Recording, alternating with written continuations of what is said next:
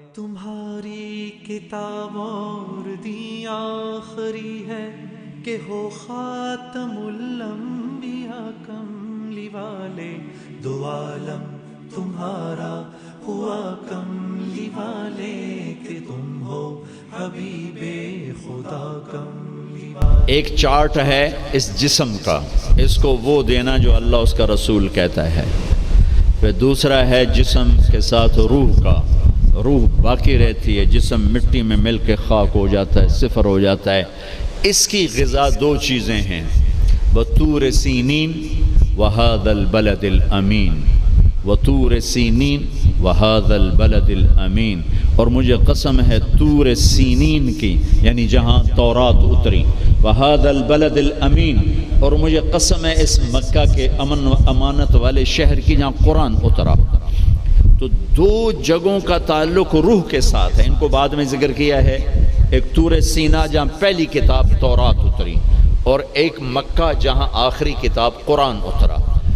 اب جیسے غذاؤں میں تو دو چیزیں ذکر کی ہیں، دونوں کی ضرورت ہے، پھل بھی کھاؤ، روٹی بھی کھاؤ، چاول بھی، ہر شے کھاؤ، اگر کوئی مرض نہیں ہر شے کھاؤ، لیکن احتیاط سے کھاؤ، پیٹ بھر کے نہ کھاؤ، کہ میرے نبی کو انتہائی ناپسند تھا یہ۔ ساری زندگی آپ نے ایک وقت کھانا کھایا، دو وقت کبھی نہیں کھایا، اگلے وقت میں تھا بھی تو آپ چھوڑ دیتے تھے، نہیں کھاتے تھے، اور پیٹ بھر کے کبھی نہیں کھایا ہے۔ تو دو چیزیں طور سینین اور بلد الامین، اس میں ہمیں اب ایک کی ضرورت ہے، دوسرے کی نہیں۔ طور سینا میں تورات اتری، اور تورات قرآن میں اتر گئی کہ میرے نبی نے کہا اوتیت المثانیہ مکان التورات، مجھے تورات کے بدلے میں سورۃ فاتحہ مل گئی ہے۔ تو تورات آ گئی قرآن میں، والمائدۃ مکان الانجیل، اور انجیل کے بدلے میں سورہ مائدہ مل گئی ہے، والحوامیم مکان الزبور، اور زبور کے بدلے میں حامیم مل گئی ہیں، وفضلت بالمفصلات، اور باقی قرآن کے ذریعے سے مجھے عزت ملی ہے۔ دوسری چیز جس کی یہ ڈاکٹرز کو، لیڈی ڈاکٹرز کو، ایک تاجر کو، ایک صنعت کار کو، ایک افسر کو ضرورت ہے، وہ قرآن ہے جو ہمارے روح کی غذا ہے۔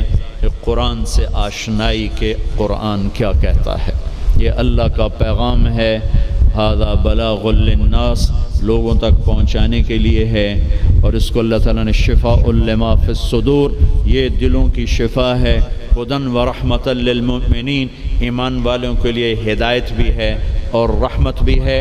ان ھذا القرآن یہدی للتی ہی اقوم، یہ سیدھا راستہ بھی بتاتا ہے۔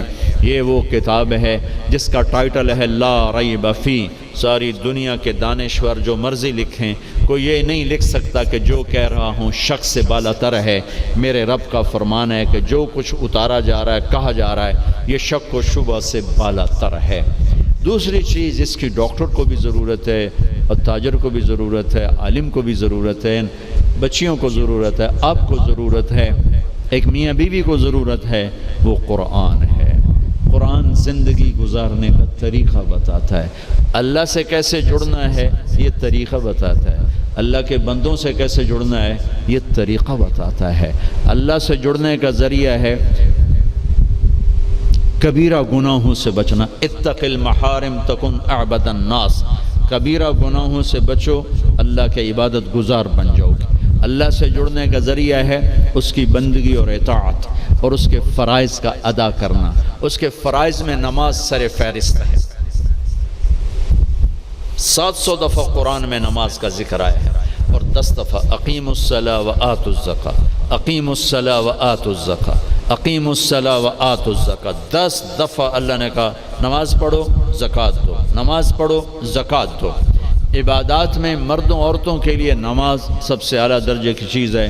جعلت قرۃ عینی فی الصلاۃ، آپ کلاس لے رہے ہیں، نماز سر پہ آ گئی ہے، اب آپ مسجد کی طرف بھی جائیں، آپ کلینک میں بیٹھے ہیں، نماز کا وقت آ گیا ہے، آپ 10 منٹ کا وقفہ لیں اور اپنے اللہ کے سامنے سجدے میں سر رکھیں، پھر آپ اپنے کلینک پر آئیں۔ آپ آپریشن کر رہے ہیں، وہاں سے نکلنا مشکل ہے، اب 10 منٹ بعد نماز پڑھ لیں، لیکن چھوڑنے کی گنجائش نہیں ہے۔ گھر میں بچوں کے ساتھ خاتون مشغول ہے، اللہ کا بلاوا آ گیا، اب اللہ کے سامنے کھڑے ہو جائیں، کہ اللہ تعالیٰ نے آپ کو بلایا ہے، اور یہ سر زمین پہ رکھنا میری آپ کی سب سے بڑی معراج اور عزت اور عظمت اور کامیابی ہے۔ اور میرے نبی کا دنیا سے جاتے ہوئے آخری پیغام تھا الصلاۃ، میری امت نماز نہ چھوڑ دو۔ علی رضی اللہ تعالیٰ عنہ کو تیر لگا جنگ میں، اور تیر ران میں لگا، وہ ایسا کھب گیا کہ نکالیں تو نکلتا نہیں تھا، زور لگائیں تو درد ہوتا تھا، تو ان کا اسے چھوڑ دو۔ نماز کے لیے کھڑے ہو گئے، نماز کی نیت باندھ کے کھڑے ہو گئے، نماز شروع کر دی۔ تو انہوں نے نماز کے دوران تیر نکالا تو ان کے جسم میں اتنی جنبش بھی نہیں ہوئی۔ نماز کے بعد فرمانے لگے تیر کا کیا بنا؟ کہا جی نکال لیا، کہ مجھے تو کوئی پتہ نہیں چلا۔ عروہ بن زبیر رضی اللہ عنہ کے پاؤں کا وہ گینگرین ہوگی، گینگرین، تو وہ ڈاکٹروں نے کہا جی اب یہ کاٹنا پڑے گا، نہیں کاٹا تو آگے اوپر جائے گا سارا۔ ان کا ٹھیک ہے کاٹ دو، کہ پھر آپ شراب پی لیں تاکہ آپ بے ہوش ہو جائیں، پھر ہم کاٹ دیں۔ فرمانے لگے کہ شراب اور ایمان ایک پیٹ میں جمع نہیں ہو سکتا، جس پیٹ میں شراب جاتی ہے اس سے ایمان نکل جاتا ہے۔ تو فرمایا میں ایسا کرتا ہوں، میں نماز شروع کرتا ہوں تو میرا پاؤں کاٹ دینا۔ تو بیٹھے اور ایک پاؤں ایسے پھیلا دیا اور نماز کی نیت باندھ کے بیٹھ گئے۔ تو انہوں نے نماز کے دوران ان کا پاؤں کاٹا، اس کی پٹی کی، اور ان کا جسم اتنا بھی نہیں ہلا، اتنا۔ سلام پھیرنے کے بعد کہنے لگے پاؤں کاٹ دیا؟ کہنے لگے جی کاٹ دیا۔ کہ مجھے تو کوئی پتہ نہیں چلا، کہ مجھے دکھاؤ کدھر ہے؟ ان کا یہ ہے۔ تو اپنے پاؤں کو پکڑا اور یوں، اے اللہ تو گواہ ہے میرا یہ پاؤں کبھی تیری نافرمانی میں ایک دفعہ بھی نہیں اٹھا، ایک قدم بھی اس پاؤں سے میں تیری نافرمانی میں نہیں چلا۔ رابعہ بصری رحمۃ اللہ علیہا اپنے خامن سے فرماتی رات کو غسل کر کے کپڑے پہن کے خوشبو لگا کے کہ آپ کو میری ضرورت ہے؟ اگر وہ کہتے نہیں تو پھر کہتی مجھے اجازت ہے میں اپنے اللہ سے بات کر لوں؟ کہنے لگے ہاں اجازت ہے۔ پھر ساری رات سجدے میں گزر جاتی تھی اور نفلوں میں گزر جاتی تھی اور رونے دھونے میں گزر جاتی تھی۔ جوانی میں فوت ہو گئی، 40 سال کی عمر میں۔ جب ان کا انتقال ہوا تو ایک خادمہ ساتھ تھی، اس سے فرمانے لگی دیکھو میں جب مر جاؤں نا تو مجھے راتوں رات دفن کرنا ہے، اور جس کرتے میں میں تہجد پڑھتی تھی وہ مجھے کفن دینا ہے، اور کسی کو بتانا نہیں۔ تو اگلے دن وہ خواب میں ملی اسی خادمہ کو۔ ان کا ماں جی آپ کے ساتھ کیا ہوا؟ کہا منکر نکیر آئے تھے قبر میں، مجھ سے کہنے لگے من ربکی، تیرا رب کون ہے؟ تو میں نے کہا سبحان اللہ، 40 سال جسے نہ بھلا سکی، 4 رات زمین کے اندر آ کے اسے بھول جاؤں گی؟ تو منکر نکیر کہنے لگے چلو اس کا حساب کیا لینا۔ تو انہوں نے بڑی خوبصورت پوشاک پہنی ہوئی تھی، کہا آپ کا تو کفن وہ تہجد والا کرتا تھا، یہ سبز ریشم کہاں سے آ گیا؟ کہ یہ سبز ریشم مجھے اللہ نے پہنایا ہے، اور تہجد کا کرتا لپیٹ کے رکھ دیا گیا ہے، قیامت کے دن میرے اعمال کے اندر اس سے بھی تولا جائے گا، میرا وہ کرتا بھی تولا جائے گا جس میں وہ تہجد پڑھا کرتی تھی۔ تو اگر ہم تہجد نہیں پڑھتے کم از کم فرض نماز تو ہو جائے۔ کربلا قائم ہے، اور انسانی تاریخ میں ایسے ظلم و ستم کی پہلی اور آخری داستان لکھی جا رہی ہے، اور زمین آسمان یہ منظر پہلی اور آخری دفعہ دیکھ رہے ہیں۔ اور ظہر کی نماز کا وقت ہوا تو امام حسین علی مقام نے اپنے ایک ساتھی سے فرمایا کہ زہیر سے فرمایا کہ یہ شمر سے کہو ہمیں نماز پڑھنے دے، تھوڑی دیر یہ جنگ روک۔ تو انہیں آگے بڑھ کر کہا کہ تھوڑی دیر کے رک جاؤ ہمیں نماز پڑھنے دو۔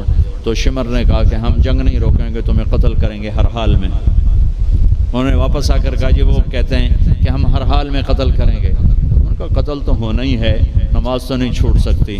تو آدھوں کو فرمایا نماز پڑھو، اور آدھوں کو کہا تم جنگ کرو۔